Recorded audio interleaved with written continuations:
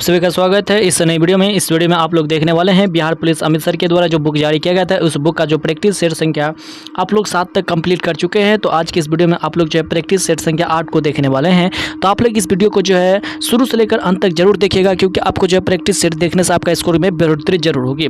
दोस्तों अगर आप हमारे चैनल पर नए हैं तो हमारे चैनल को सब्सक्राइब जरूर कीजिएगा और हमारे टेलीग्राम के साथ भी जुड़ जाएगा, क्योंकि आपको टेलीग्राम पर जो है 2 घंटे पहले ही इसका PDF मिल जाता है, जो कि आप अपना टेस्ट लगा के अपना स्कोर का पता कर सकते हैं। तो चलिए वीडियो को शुरू करते हैं बिना देरी करते हुए। और ये जो सारे प्रश्न है वो आपके नए सिलेबस पर आधारित है, यानी कि 9th और 10th क्लास का जो सिलेबस चेंज किया गया है, इन्हीं के आधार पर यह बुक जो है अमृतसर के द्वारा जारी किया गया था। तो इसी का प्रैक्टिस सेट संख्या 8 है। तो चलिए वीडियो को शुरू करते हैं। तो पहला प्रश्न यहाँ पर दिया गया है 8 का जो पहला प्रश्न है कि भारत में जो है जिप्सम की सर्वाधिक जो है प्राप्ति करने वाला राज्य कौन सा है। तो भारत में जो है जिप्सम की सर्वाधिक प्राप्ति करने वाला राज्य वो तुम्हारा राजस्थान। कौन सा राज्य है? तो राजस्थान हो जाएंगे। Right answer option number A correct हो जाएंगे। देखिए राजस्थान जो है भारत का सबसे बड़ा जिस्म उत्पादक राज्य है। राजस्थान के बीकानेर जिले में जो है जिस्म की सर्वाधिक मात्रा पाई जाती है। कहाँ पर? तो वह बीकानेर जिले में हो जाती है। और राजस्थान भारत में कुल उत्पादन का 90% जो उत्पादन है वो कौन करता है? तो वह राजस्थान ही करता है। नेक्स्ट क्वेश्चन है दूसरा नंबर का कि प्रकृति में स्वतंत्र अवस्था में पाए जाने वाले धातु कौन सी है। तो प्रकृति में जो है स्वतंत्र रूप से पाए जाने वाले धातु होती है वो सोना होती है। सोना, चांदी, प्लेटिनियम आदि मुक्त अवस्था में पाए जाने वाले एक प्रकार का धातु होते हैं। और सोना जो है, प्लेटिनियम और चांदी सबसे कम अभिक्रियाशील धातु होते हैं, इसलिए वे प्राकृतिक में जो मुक्त अवस्था में पाया जाता है। तो इसका राइट आंसर ऑप्शन नंबर जो सी करेक्ट उत्तर हो जाएगा।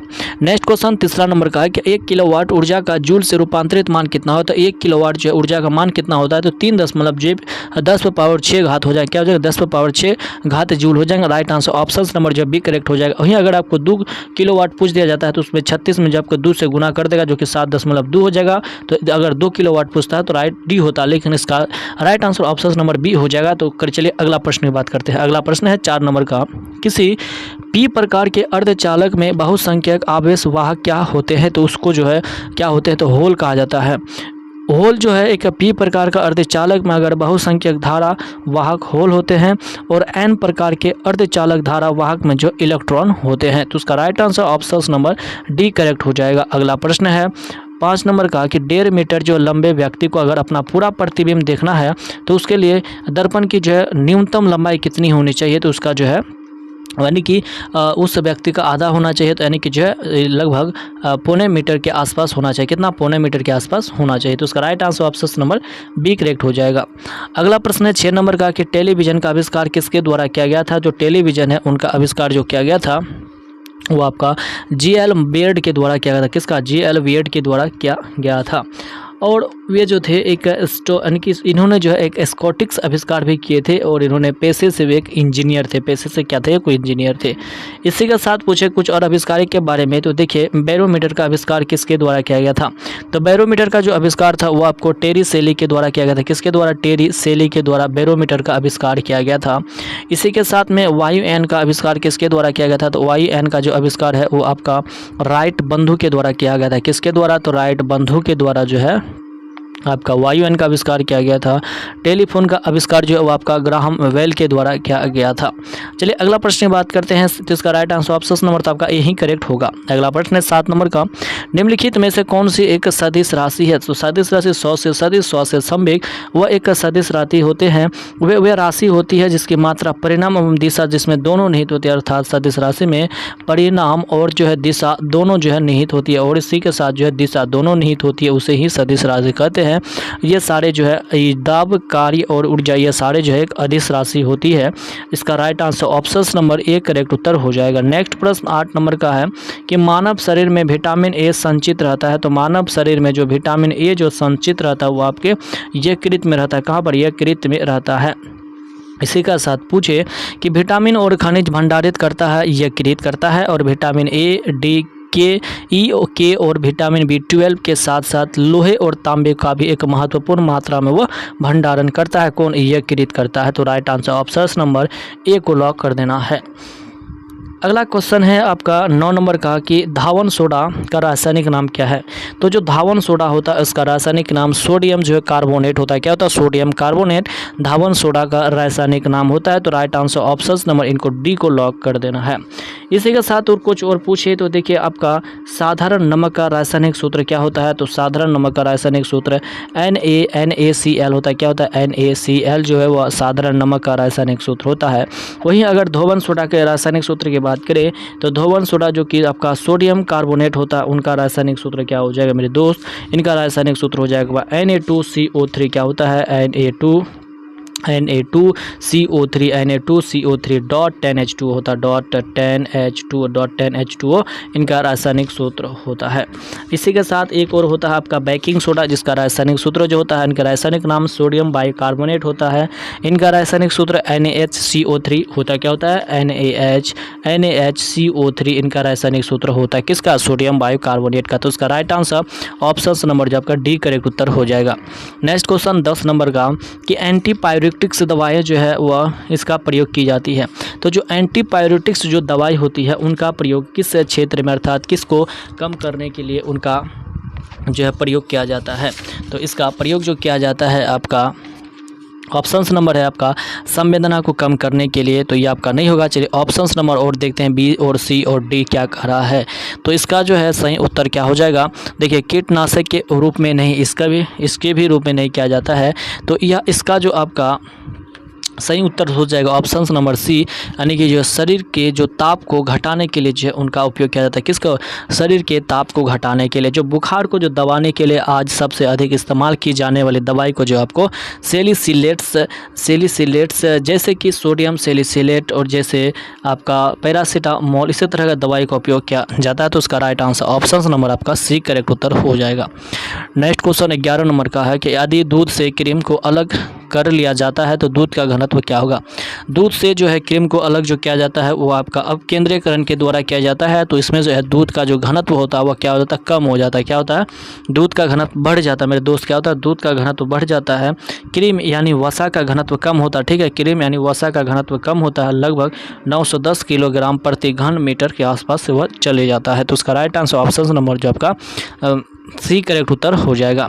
अगला प्रश्न है 12 नंबर का कि पाश्चुरीकरण में दूध को गर्म किया जाता है। तो पाश्चुरीकरण होता है उसमें जो दूध को 62 डिग्री सेल्सियस पर लगभग 30 मिनट तक गर्म किया जाता है। किसमें? पाश्चुरीकरण में उनको गर्म किया जाता है। देखिए दूध में जो है एक हानिकारक जीवाणु मारने के लिए दूध में एक हानिकारक जीवाणु होता है जो कि आपको पाश्चुराइजेशन प्रक्रिया में उसे 30 मिनट तक गर्म करने के उस जो है इसको मार दिया जाता है। तो इसी को जो है आपको पाश्चुरीकरण कहा जाता है। तो उसका right answer option number B correct उत्तर हो जाएगा। अगला प्रश्न है 13 नंबर के, सर्वप्रथम जो है जीवाणु की खोज की थी। तो सर्वप्रथम जीवाणु की जो खोज किया गया था वो आपका एंटोनी वन ल्यूनहॉक के द्वारा सर्वप्रथम जीवाणु की खोज किया था और वो 1676 ईस्वी में। बैक्टीरिया की खोज का कब? तो 1676 ईस्वी में। और जीवाणु को बैक्टीरिया भी कहा जाता है। तो इसी तरह से इन्होंने खोज की थी। देखिए कुछ इम्पोर्टेंट खोज के बारे में देख लेते हैं। तो इसमें से आपका जो देखिए एक होता है आपका रॉबर्ट एडवर्ड जो थे वो किसकी खोज की थी। तो रॉबर्ट एडवर्ड जो थे आपके परख नली जो शिशु की तकनीकी का विकास उसी के द्वारा किया गया था। अगला क्वेश्चन है आपका 14 नंबर का कि जो सामान्य पुरुष का रक्तदाब कितना होता है। तो जो सामान्य पुरुष होता है मेरे दोस्त उनका जो रक्तचाप होता है वो आपका 120 डिग्री से लेकर के आपका 80 यानी कि 120 से लेकर 80 तक होती है। एक सामान्य मनुष्य की ताप को नापने के लिए जो है सिग्मोग्राफी का उपयोग किया जाता है। अगला प्रश्न 15 नंबर का है कि जीवन की उत्पत्ति किस काल में हुई थी। तो जो जीवन की जो उत्पत्ति हुई थी आपका जो है प्रे-मीन कर्बन के काल में हुई थी, जो कि right answer option number D correct उत्तर हो जाएगा। नेक्स्ट क्वेश्चन है ग्लाइकोजन का संचय होता है। तो ग्लाइकोजन का जो संचय होता है वह किस में होता है। तो यकृत एवं पेशियों में जो है ग्लाइकोजन का संचय होता है। स्तनधारियों में जो है ग्लाइकोजन कार्बोहाइड्रेट का एक भंडारण रूप है। मनुष्य में ग्लाइकोजन का अधिकांश भाग जो है कंकाल के मांसपेशियों और यकृत में संग्रहित होता है। तो उसका राइट आंसर ऑप्शन नंबर जो सी करेक्ट उत्तर हो जाएगा। नेक्स्ट क्वेश्चन है निम्नलिखित धातु युग्मों में से किस एक में क्रमशः सबसे हल्की धातु और सबसे भारी धातु होता है। सबसे हल्की धातु लिथियम और जो ऑक्सीयम सबसे हल्की और सबसे भारी धातु होता है। तो उसका right answer option number B correct उत्तर हो जाएगा। और लिथियम की जो परमाणु संख्या होती है वो वह कितनी होती है? लिथियम की परमाणु संख्या जो है वह 3 होती है। और इसी के साथ अगर पूछा जाए आपका ऑक्सीजन का जो परमाणु संख्या होती है वो 76 होती है। तो राइट आंसर ऑप्शन नंबर आप बी को लॉक कर देना है। अगला प्रश्न 18 नंबर का है कि निम्न में से किस में जो है रक्त नहीं होता है, यानी कि रक्त नहीं होता है किंतु वह श्वसन लेता है मेरे दोस्त, यानी कि उसमें जो रक्त तो नहीं होता है फिर भी वह श्वसन लेता है, तो उसे जो हाइड्रा कहा जाता है। क्या? उसे हाइड्रा कहा जाता है। हाइड्रा में रक्त नहीं होता है, हाइड्रा में जो है रक्त नहीं होता है, वे एक परंतु वे जो है श्वसन लेते हैं। वे एक प्रकार का एक कोशिकीय प्राणी है।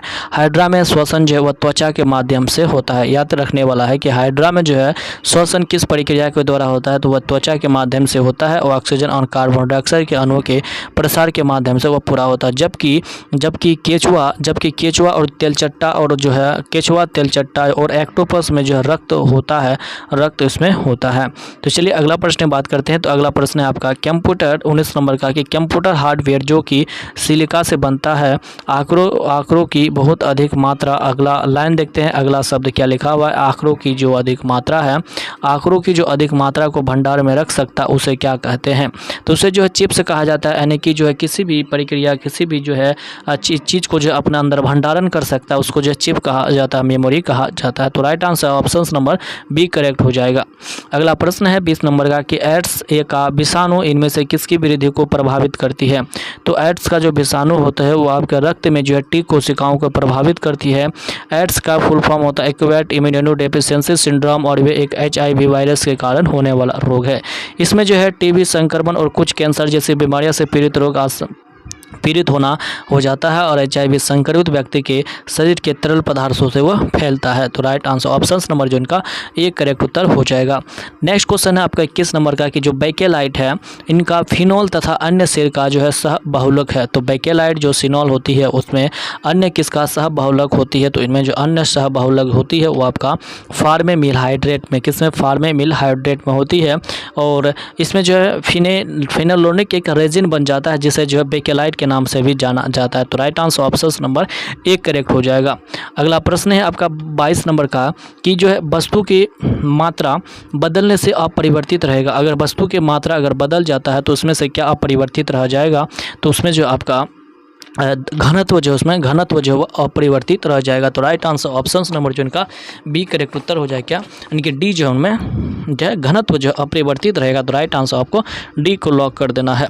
अगला प्रश्न 23 नंबर का कह रहा है कि निम्नलिखित धातुओं में से कौन सी एक अलगम नहीं बनाती है?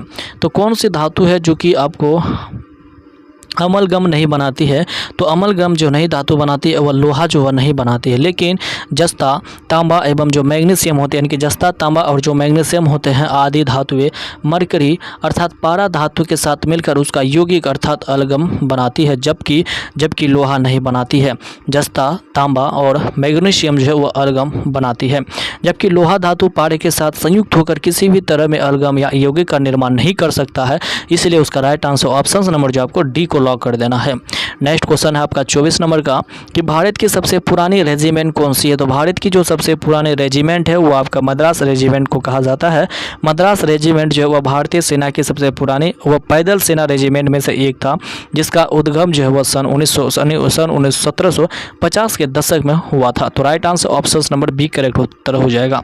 नेक्स्ट क्वेश्चन 25 नंबर का है कि रेशम का कीड़ा अपने जीवन चक्र के किस चरण में वाणिज्यिक तंतु बनाती है? तो जो है वाणिज्यिक जो तंतु बनाती है वो आपका अंडा बनाती है। क्या बनाती है? आपका कोशित बनाती है मेरे दोस्त। इसमें शायद कोशित ही हो, क्या होगा? कोशित इसका राइट आंसर हो जाएगा। ऑप्शन नंबर जो आपको सी को लॉक कर देना। नेक्स्ट क्वेश्चन है भारत की प्रथम महिला रेल मंत्री कौन थी?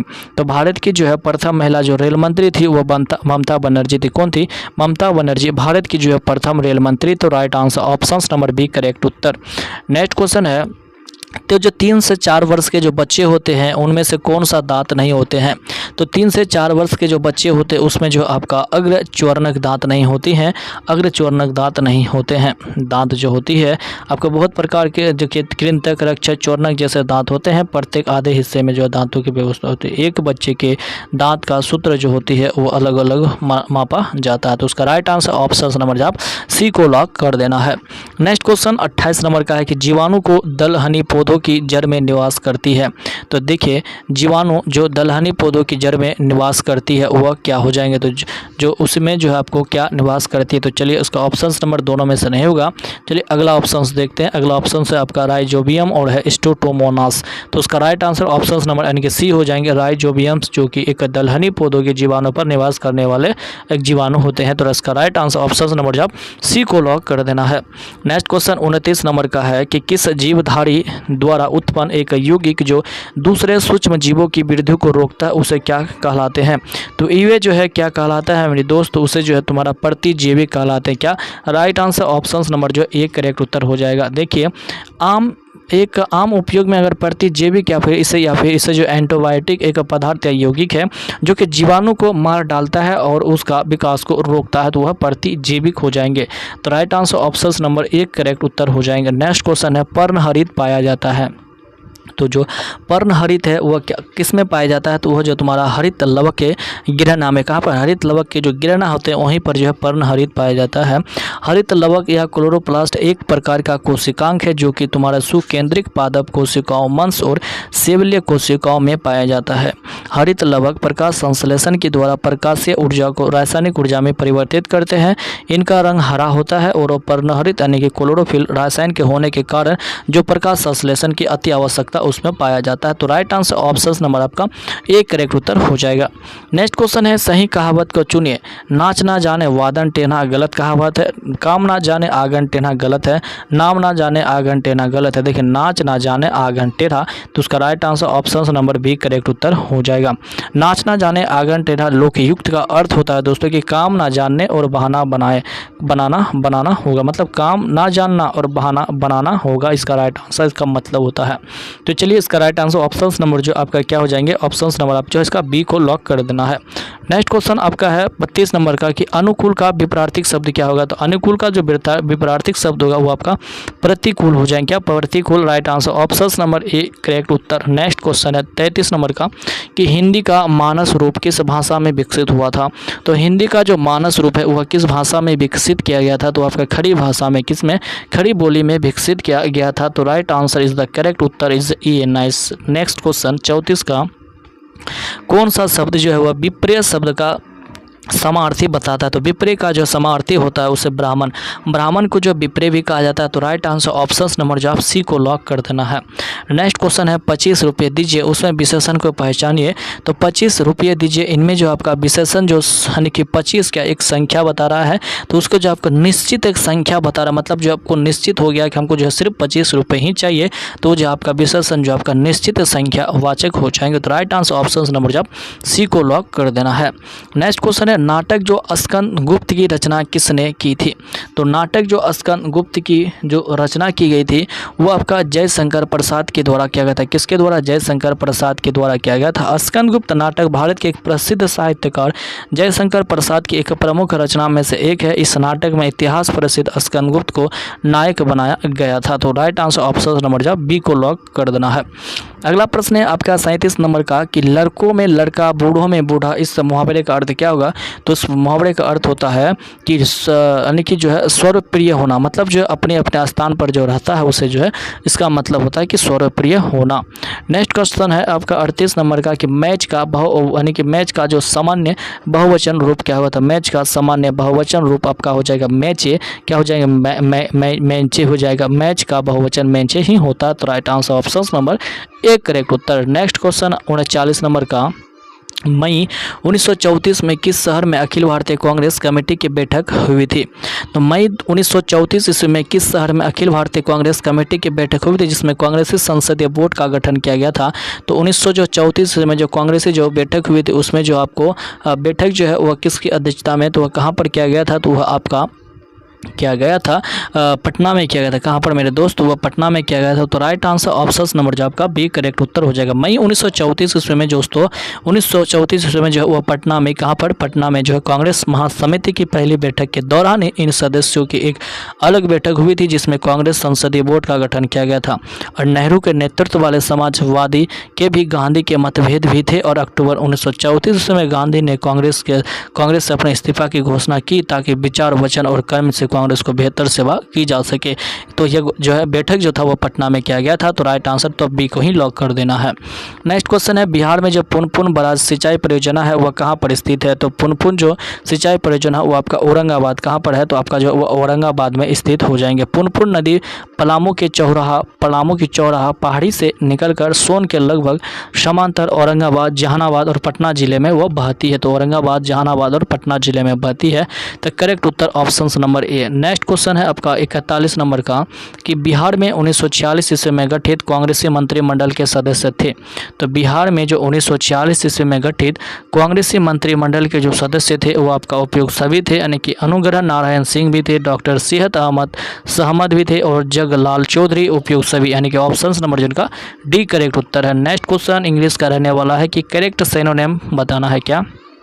करेक्ट, इनका जो है आपका करेक्ट सिनोनिम क्या हो जाएगा आपका टेस्टिफाइड। क्या है आपका टेस्टिफाइड का जो है, यानी कि जो है आपका टेस्टिफाई का जो है सिनोनिम क्या हो जाएंगे? तो उनका जो सिनोनिम हो जाएगा मेरे दोस्त वो हो जाएंगे आपका एफिरम। क्या हो जाएंगे? एफिरम इज द करेक्ट उत्तर हो जाएंगे। क्या एफिरम जो है इसका सही उत्तर, यानी कि इसका करेक्ट उत्तर ऑप्शन नंबर जो आपका ए सही हो जाएगा। नेक्स्ट क्वेश्चन है कि चॉइस द करेक्ट एंटोनिम। इसका भी एंटोनिम बताना है कि स्प्राइटली का जो है एंटोनिम क्या हो जाएगा?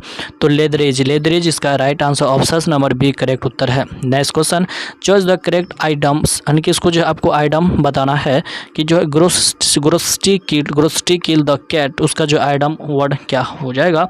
तो हो जाएगा टू मच जो है crossly and I led dangerous citizens. Right answer option number A को लॉक कर देना है। अगला प्रश्न 45 नंबर का है कि choice the correct one word जो सूटेबल, यानी कि इन लाइन का जो एक वर्ड जो कौन सा सूटेबल है? देखिए, ones who surprises in examination halls. तो इनका एक वर्ड में अगर आंसर बताए तो हो जाएगा आपका क्या हो जाएंगे? इनविगिलेटर इसका right answer option number just C correct उत्तर है। नेक्स्ट क्वेश्चन है choice the incorrectly spent word. कौन सा इनमें से इनकरेक्टली स्पेंट वर्ड है, यानी कि गलत सही वर्ड दिया गया है? तो इनकी इसका राइट आंसर देखिए एडवाइजेबल इसका सही उत्तर हो जाएंगे। राइट आंसर ऑप्शन नंबर से एक करेक्ट उत्तर है। नेक्स्ट क्वेश्चन है सेलेक्ट द ऑफ, यानी कि जो इसका जो है यहाँ पर खाली स्थान पर क्या है? फिल द एलेंग्स। क्या हो जाएंगे? There book exercises dash to improve how to the body use oxygen. तो बॉडी यूज जो ऑक्सीजन होती है वो आपके किसकी क्षमता को पूर्ति करता है? तो आपका जो आर्म्स हो किसके? तो ये हो जाएगा आपका आर्म्स में पूर्ति करता है। तो राइट आंसर ऑप्शन नंबर आपको डी को लॉक कर देना है। अगला प्रश्न 48 नंबर का है कि सिलेक्ट द अंडरलाइन वर्ड, यानी कि अंडरलाइन वर्ड में क्या इम्प्रूव हो सकता है? तो जो आपका अंडरलाइन वर्ड दिया गया है, जो देखिए अंडरलाइन वर्ड नहीं दिया गया तो दोस्तों ये क्वेश्चन आपका जो गलत बन रहा है, मतलब जो इसमें जो आपका अंडरलाइन कोई भी वर्ड नहीं दिया गया है। चलिए अगला प्रश्न देखते हैं, आपका 49 नंबर का है। 49 नंबर का प्रश्न कह रहा है कि किस भारतीय बिलियर्ड खिलाड़ी को हाल ही में जो है चीन के जो है संगराव शहर में विश्व बिलियर्ड संग्रहालय में हॉल ऑफ फेम का में शामिल किया गया है? तो वह कौन सा खिलाड़ी? तो वो थे आपका पंकज आडवाणी जो थे वो आपका चीन के शहर में स्थित विश्व बिलियर्ड संग्रहालय में हॉल ऑफ फेम में अपने शामिल हुए थे। और इन्होंने जो 38 वर्षीय आडवाणी विलियम्स और स्कूनर के सभी जो प्रारूपों में विश्व खिताब जीतने वाले दुनिया के एकमात्र खिलाड़ी है। और पंकज आडवाणी ने 27 वर्ष जो विश्व बिलियर्ड और स्कूनर खिताब जीते। कितने बार? लगभग 27 बार जीत चुके हैं।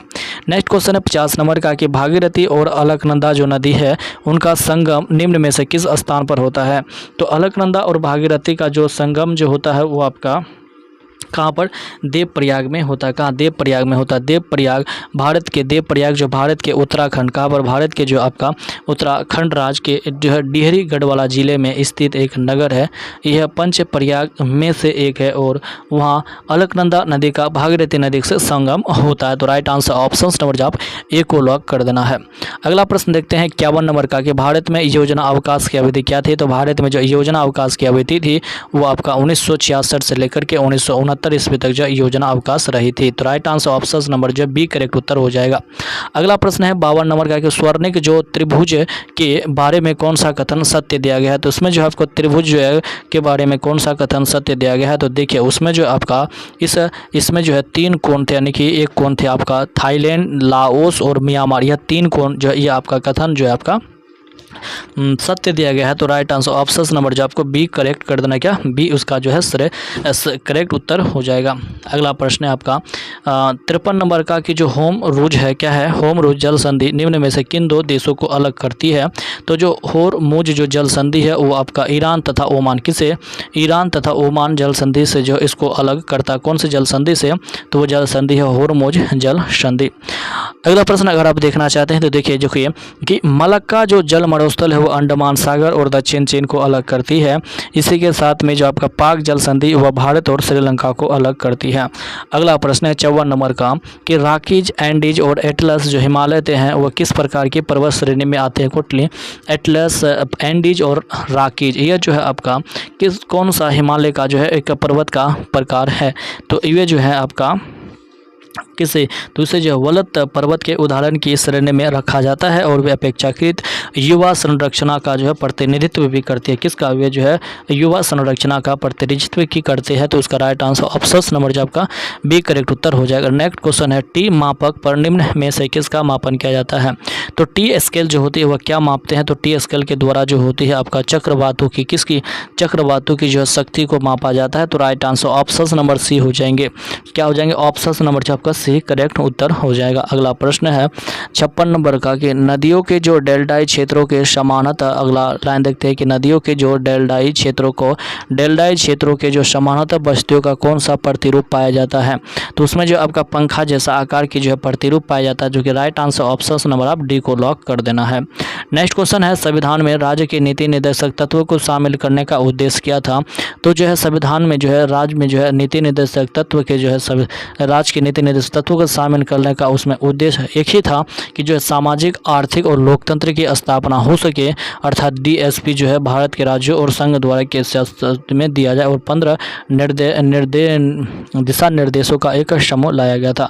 और वह राज्य के नीति निर्देशक तत्व जो भारत के आर्टिकल जो आपका 36 से 51 तक, किससे 36 से 51 तक उनका संबंध है और विभाग जो है तुम्हारा 4 के अंतर्गत आता है। तो उसका राइट आंसर ऑप्शन नंबर आप सी करेक्ट उत्तर हो जाएगा। नेक्स्ट क्वेश्चन, अगला क्वेश्चन है आपका 58 नंबर का कि वर्ष 1928 ईस्वी में किसकी अध्यक्षता में तैयार की गई रिपोर्ट में भारतीय जनता के लिए मौलिक अधिकारों की मांग की गई थी। तो 1928 ईस्वी में एक रिपोर्ट जारी की गई थी जिसे नेहरू रिपोर्ट, जिसकी अध्यक्षता जो मोतीलाल नेहरू के द्वारा किया गया था। इन्हीं में जो है आपको मौलिक अधिकारों की मांग की गई थी। तो राइट आंसर ऑप्शन नंबर आप बी करेक्ट उत्तर हो जाएगा।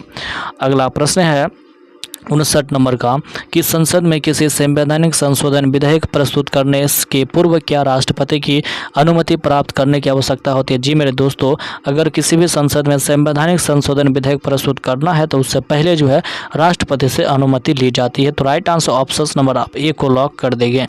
अगला प्रश्न है 60 नंबर का कि भारत में राष्ट्रीय आय जो अस्माकों का आकलन किसके द्वारा किया जाता है। तो भारत में राष्ट्रीय आय अस्माकों का जो आकलन है वह किसके द्वारा किया जाता है। तो उनका जो आकलन है वह क्या जाता है, किसके द्वारा, तो वह किया जाता है आपका केंद्रीय संख्या के संगठन जो कि एनएसओ, किसकी, एनएसओ के द्वारा किया जाता है। क्या एनएसओ जी के नहीं मेरे दोस्त, वो जो आपका एनएसजी के द्वारा किया जाता है। तो राइट आंसर ऑप्शन नंबर आप क्या हो जाएगा, तो आपका जो है डी करेक्ट उत्तर हो जाएगा।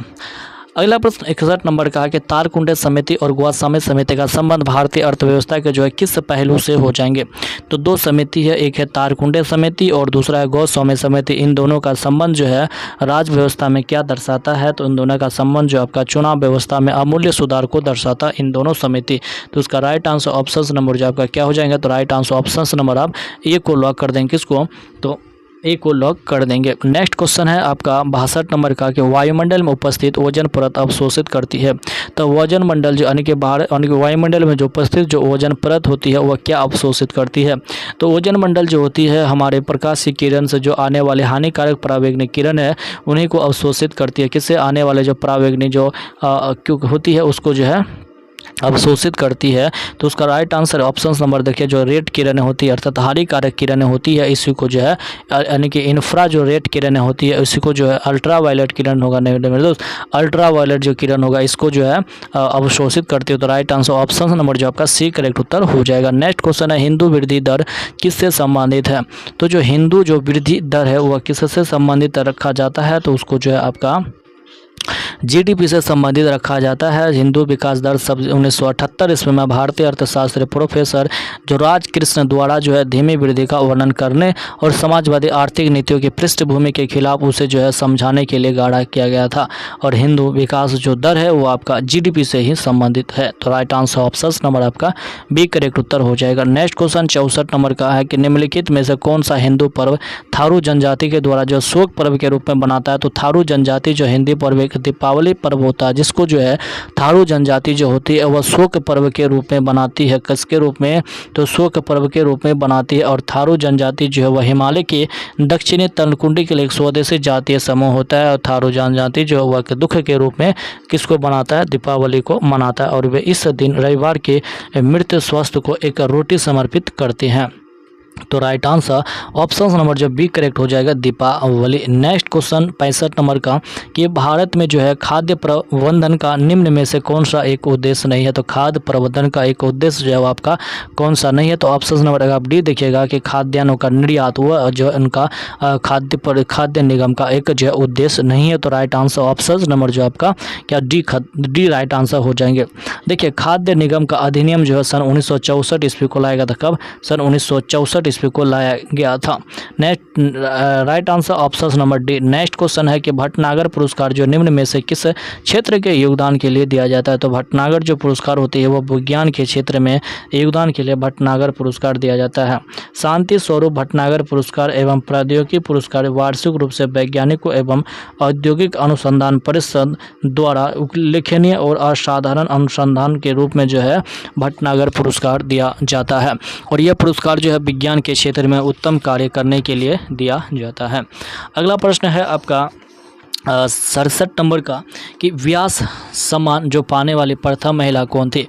तो व्यास सम्मान पाने वाली जो प्रथम महिला थी वो आपका क्या थी पता है? चित्रा मृदुगल। क्या थी? चित्रा मृदुगल जो थी वो आपका व्यास सम्मान पाने वाली प्रथम जो है महिला थी। तो राइट आंसर ऑप्शन नंबर आपका ए करेक्ट हो जाएगा। नेक्स्ट क्वेश्चन है 68 नंबर का कि ये पैकेज टू इंडिया क्या है? ये पैकेज टू इंडिया नामक पुस्तक के किसके द्वारा लिखा गया है। तो ये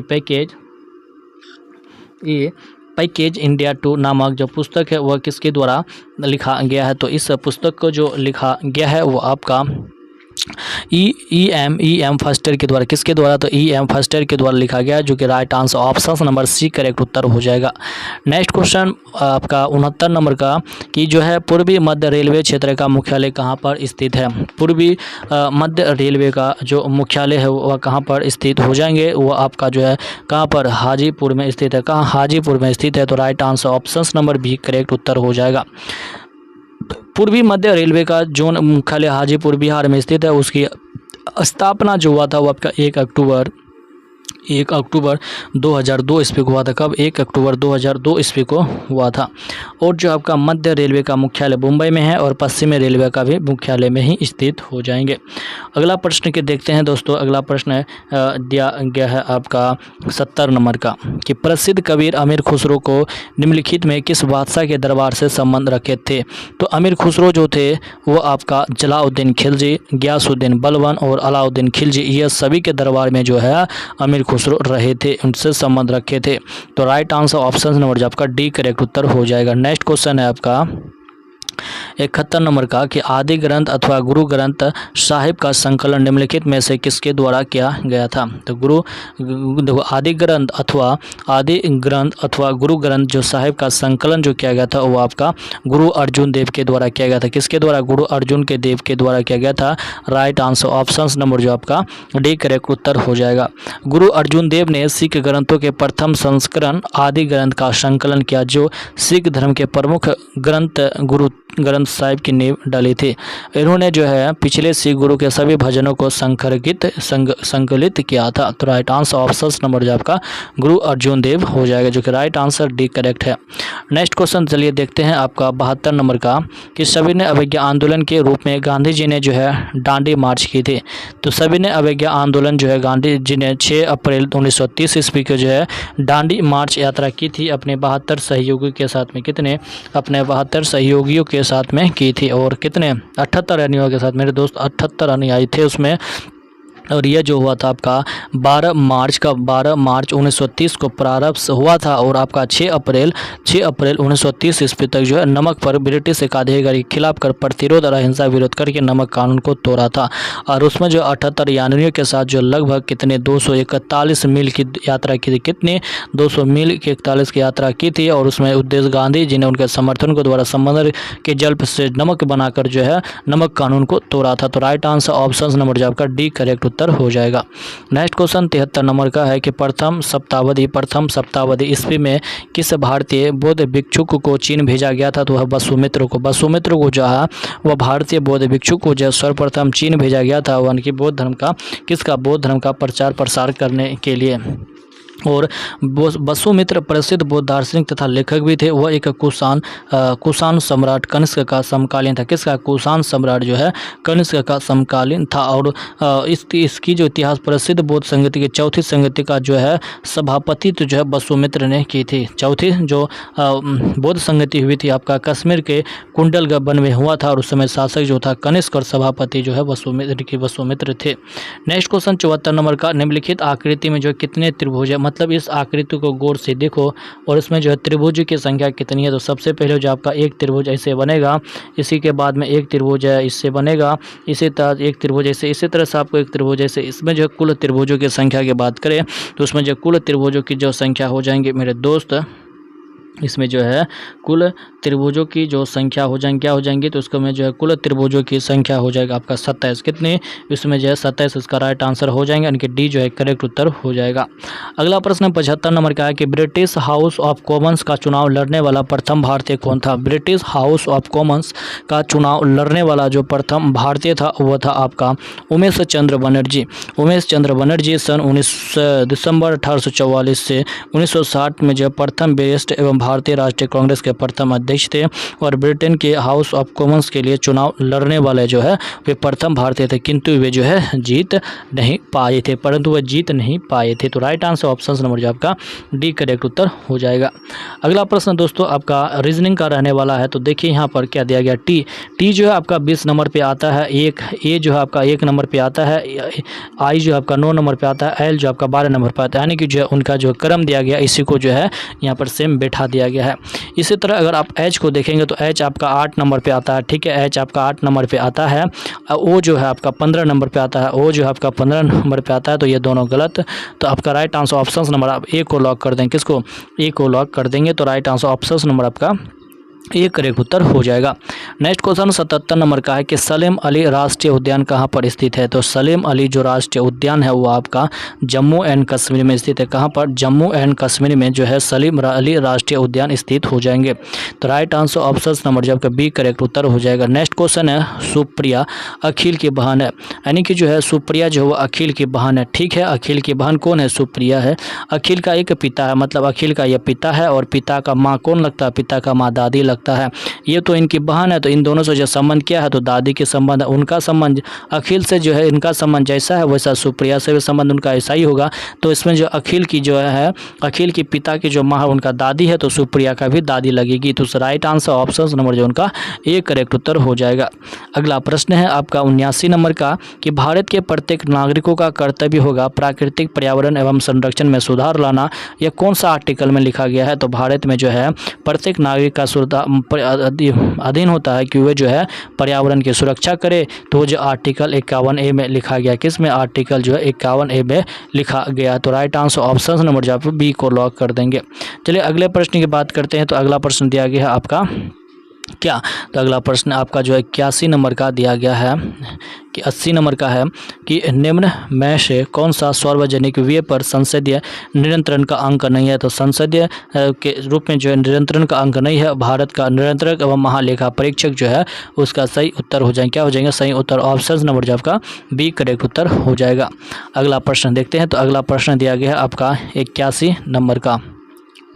निम्नलिखित श्रेणी में गलत अंक की पहचान कीजिए। मतलब ये जो आपका श्रेणी दिया गया है, इनमें से बताना है कि कौन सा अंक जो है गलत दिया गया है।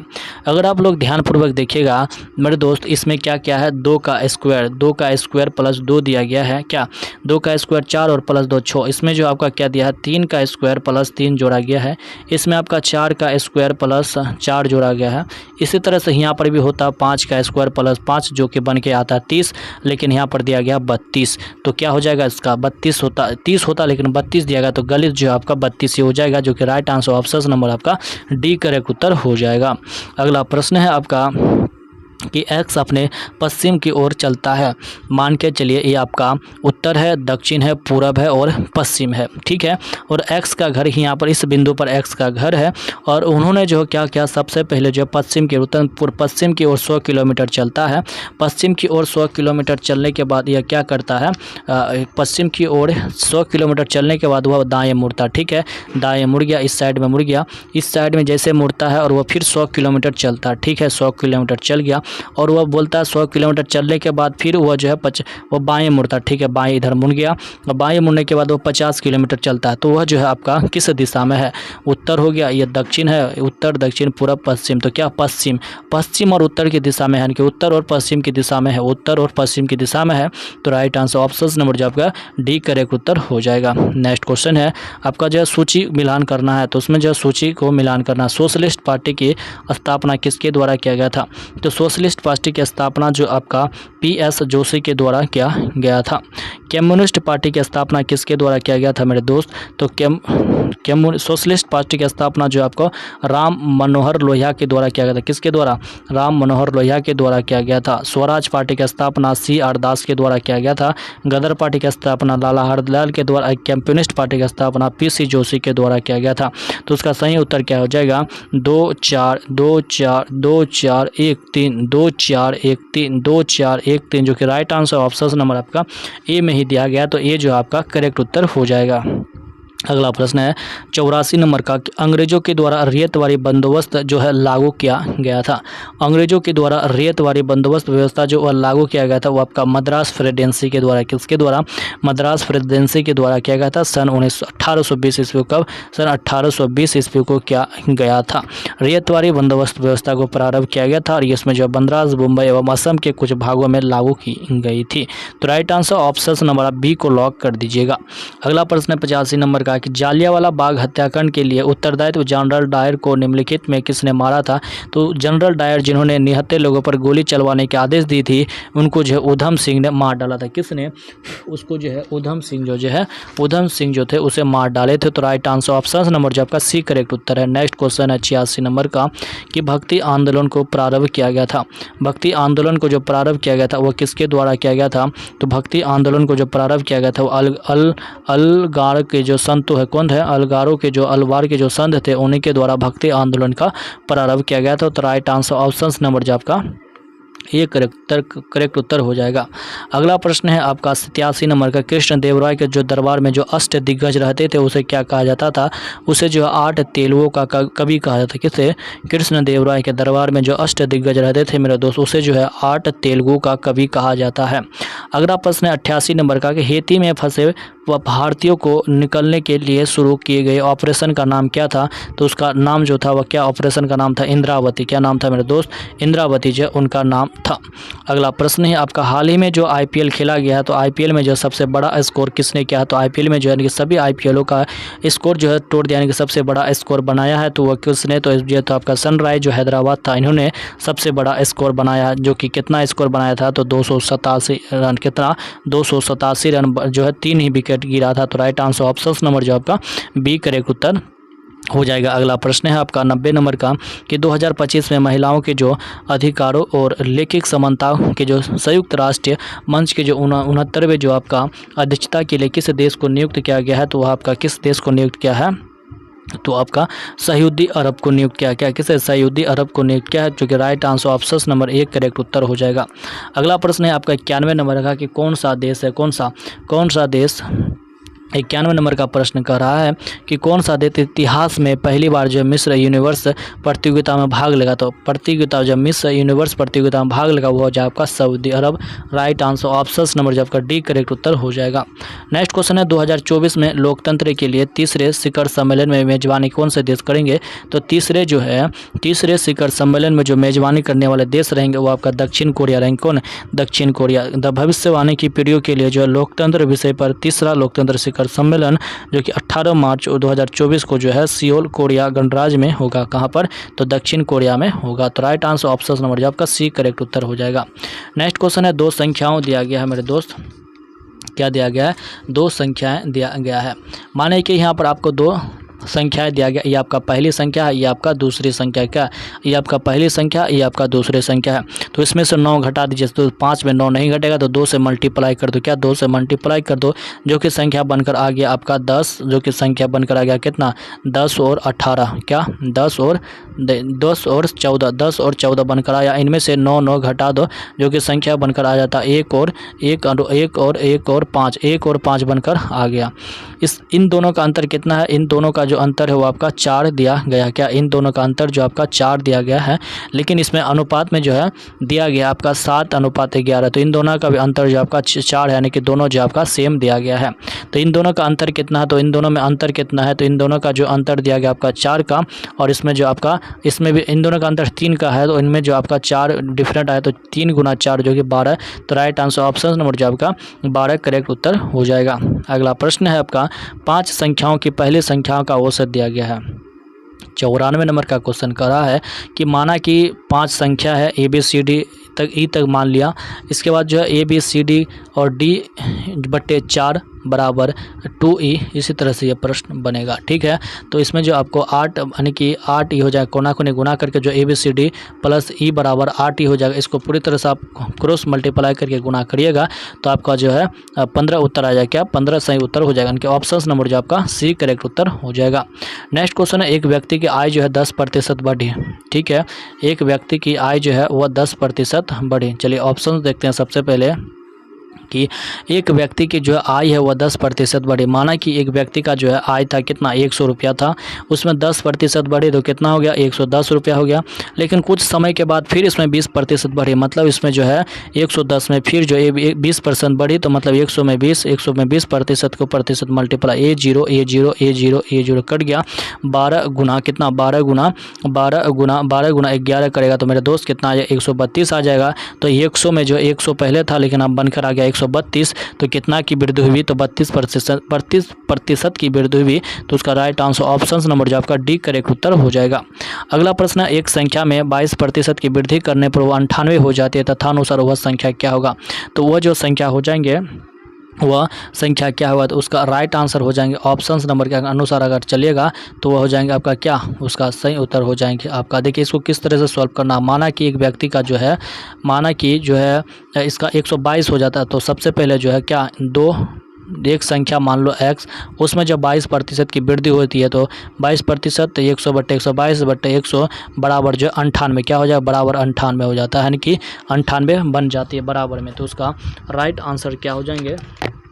तो उसको जब पूरी तरह आप सॉल्व कीजिएगा तो उसका सही उत्तर बनकर आ जाएगा आपका 80। यानी कि इसको जब पूरी क्रॉस मल्टीप्लाई करेगा तो 80 उसका सही उत्तर हो जाएगा। नेक्स्ट क्वेश्चन है आपका रहीम कुछ संतरे खरीदा। मान के चलिए रहीम ने जो है कुछ संतरे खरीदा। रहीम कुछ संतरे खरीदा यानी कि जो है 40 संतरे खरीदा मेरे दोस्त। कितना? तो उन्होंने जो है 40 संतरे खरीदा यानी कि 40 कॉस्ट प्राइज है उनका, और वे बराबर किसके हैं? वे जो है बराबर है आपका 50 संतरे के यानी कि सेलिंग प्राइज के बराबर हो जाएंगे।